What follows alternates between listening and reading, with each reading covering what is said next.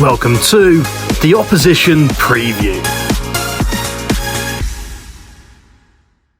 So, hello everyone and welcome back to the Bleed Norwich YouTube channel. We are back for another Opposition Preview. The games are coming in thick and fast and we've got West Brom at home on Wednesday night. The last game before Derby Day, and for the Opposition Preview I've got Tom from the BaggiesBulletin. Tom, how are you today, buddy? Yes, I'm good, thanks, bud.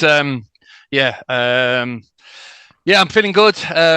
Like we just had a little chat beforehand. After the last performance, I'm feeling quite confident going into the game against yourself. So, looking forward to it.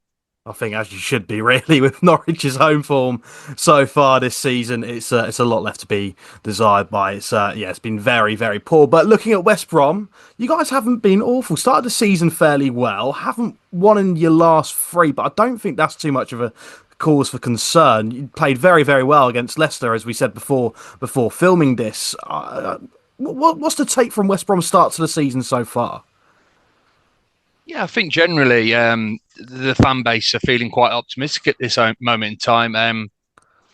Ryan Mason being appointed as head coach was a bit of an unknown. We all know he had high caliber as a coach working alongside others, but this was obviously his first full-time gig, so a bit of apprehension there amongst the Albion fans as to whether he was going to make that step up. But I think it's been quite a promising start for us. The fan base is really impressed with Mason so far. It's obviously still quite early days, but we've seen some promising signs on the pitch up until now. And like you said, that we had a couple of, I don't want to say poor results. We played quite well in the games against Derby at home and Middlesbrough away, but we just unfortunately weren't able to come away with anything to show for it.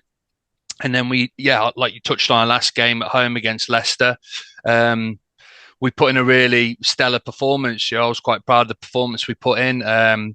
We went toe to toe with Leicester, who I think going to be a strong team in the division this season. Obviously dropped down from the Premier League last season. And we should have took 3 points. We We had a couple of real guilty chances at the end to kill the game, make it 2-0, but we didn't take them. And then Leicester scored with pretty much the last kick of the game. So it was a difficult one to take, but in terms of performance and how we played, it was really encouraging. Yeah, and I think that's always such a positive thing, especially when a new manager comes in the summer. There's a lot of pressure around that, especially for a side like West Brom. You're expected to be there or thereabouts, and it does seem like Ryan Mason has got sort of West Brom playing fairly decent, fairly good football, and picking up results. Obviously, like we say, last three results haven't been great, but start of the season, really well. You've only lost once away in the league all season, which I think is, again, having a good away record is a must to try and get promoted as much as a home record is. But I think that also the squad that you've got is just super impressive for this level. I mean, the names that you've got on your roster is incredible. And just one that I just really want to sort of talk about is Isaac Price. I think he's just outstanding. Yeah, we're starting to worry a little bit, the Albion fans, because he's quite quickly, once we signed him, I think we realised that we had a talent on our hands. But a lot of people outside the club now are starting to talk about him. So I think it's one of those, unfortunately, where I feel if we're not able to get promoted come the end of this season, then he will most likely be on his way.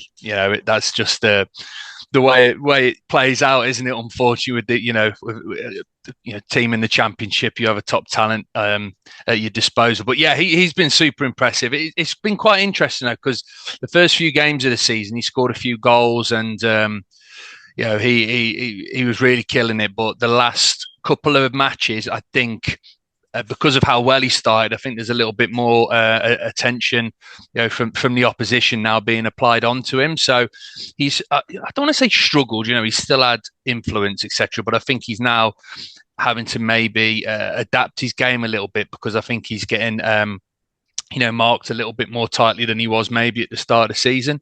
But yeah, you're right. He's our star man at this moment in time. There's no doubt about it. Tom Fellows, who we lost unfortunately to Southampton, so he's kind of had to pick up the mantle now as kind of like I said, star player, main creative force, I guess. And yeah, he hasn't let us down so far. He needs a little bit more help from elsewhere. We are struggling slightly to score goals, and like you touched on. I think that the signings that we've made some fantastic signings, but predominantly they've strengthened us at the back, and we look really well organised and a tight unit in defence. But I think we're struggling a little bit in attack, struggling to create clear-cut chances, and I think a little bit too much responsibility is falling on Price's shoulders at this moment in time. Yeah, it was a very interesting fact you brought up there, where sort of as Price has taken all the headlines for West Brom, he is sort of attracting the eyes of opposition, and they're gonna sort of double mark him, stick two men on him, and we had the exact same experience of Borja Sainz last season. Obviously, first half of the season, where he was unstoppable. Second half of the season, barely done anything, and it was just the fact that because he was so good and taking all the headlines, it was just a case that he was getting man marked by two men every single game, and it was just an impossible task.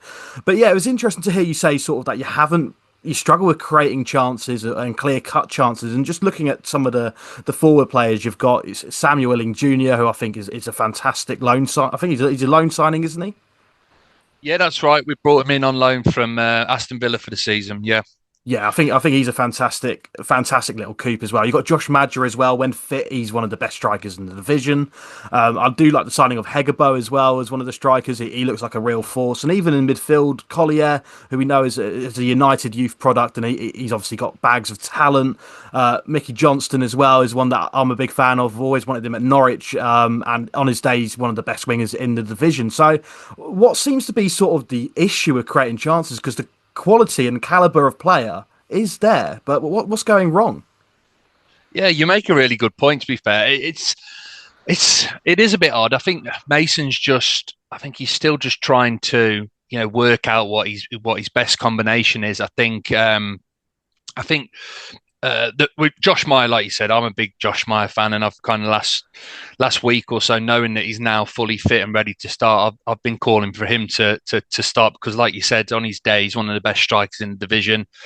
He got about 15 goals last season, and he was injured for half of the season. So but he's been coming back to fitness. So Hegebo, who we bought in the summer, from the Norwegian top flight, he's been starting up top for us, and I think he's got a lot of very physical, very raw, but I think he's having to just kind of maybe adapt a little bit to Championship football. He's just got to find that finishing touch, because everything else about his game has been brilliant. But I think timing, like you said, Illing Jr., he came in towards the end of the transfer window. So I think, it's taken a little bit of time for him to get up to speed on the training pitch. But I'm hoping now, like I said, with Meyer coming back, Illing Jr. played in the last game against Leicester, scored a fantastic goal. He looks to be fully integrated now.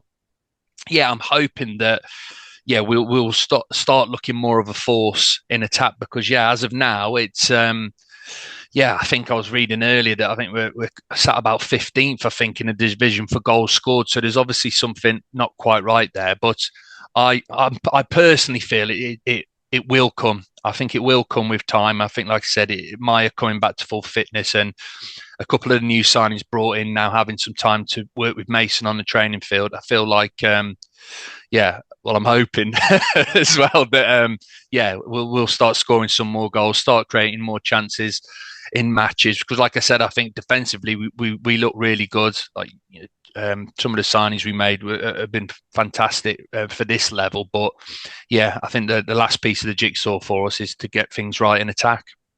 Yeah, absolutely. Yeah, just touching on sort of your defensive signings, Alfie Gilchrist for 2 million, I think, is an incredible signing. Easily worth around £10 million from Chelsea, and you managed to pick him up for 2, which I think is excellent. Chris Mepham, obviously very experienced at this level as well. Christian Billick from Birmingham, again experienced at this level, probably not a starter, but again great to have around the squad, a bit of a leader sort of mentality. Nathaniel Phillips from Liverpool as well, and just those defensive names are all coming in with high level championship experience and also high level championship quality as well. So yeah, like defensively, you guys must be very sort of hard to break down. Yeah, that's it. Like I said, we've looked really impressive in defence, we have been quite unlucky as well because we've really kind of limited the opposition to few chances. But at this moment in time, I think the kind of conversion rate from the opposition is something like 50% in terms of when they get a chance. It seems to be ending up in the back of the net. So yeah, there's a little bit unfortunate there, but yeah, we look, a real solid unit at the back. Like you said, Phillips and Mepham in central defence.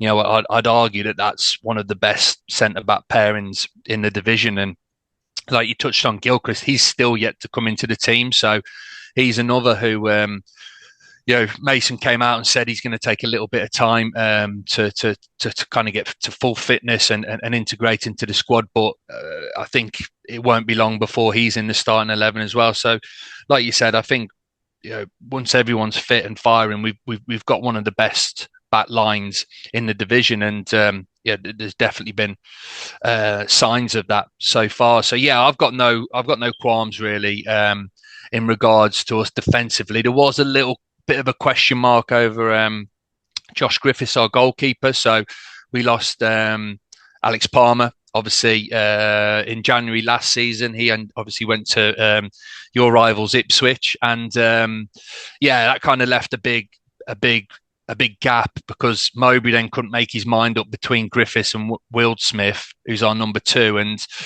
I don't think that did either of them any good because it wasn't giving him that kind of run of matches to get that confidence, etc., etc. But Mason seems to, have faith in Griffiths, and he's slowly getting better. You can kind of see it with each game. He's growing in confidence, and the experienced guys in defence are helping him, etc. So we're looking really good at the back. But like I said, it's at the other end where we're struggling a little bit at this moment in time, and there's a few moans and groans maybe starting to creep in from the Albion fan base.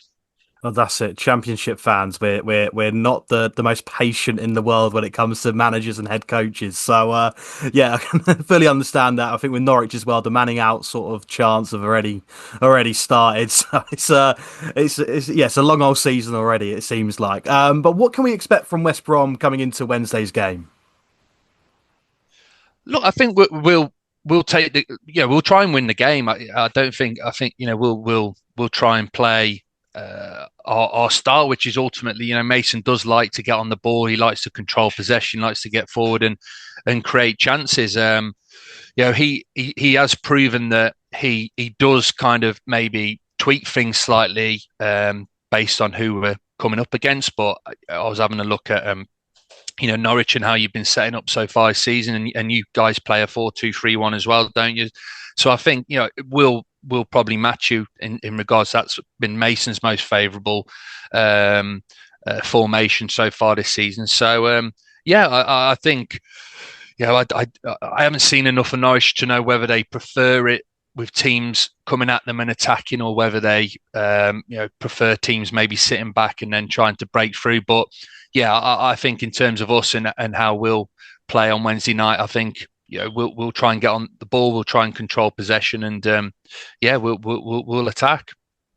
Yeah, I think even Norwich fans are confused about what style of play we're sort of using at home so far this season. We're still very clueless about what Liam Manning's game plan is. Are there any sort of Norwich players that you are slightly threatened by coming? I mean, there is the obvious one answer. I think the next obvious one will probably be injured. Our injury list is a joke at the minute. But are there any Norwich players you are slightly threatened by?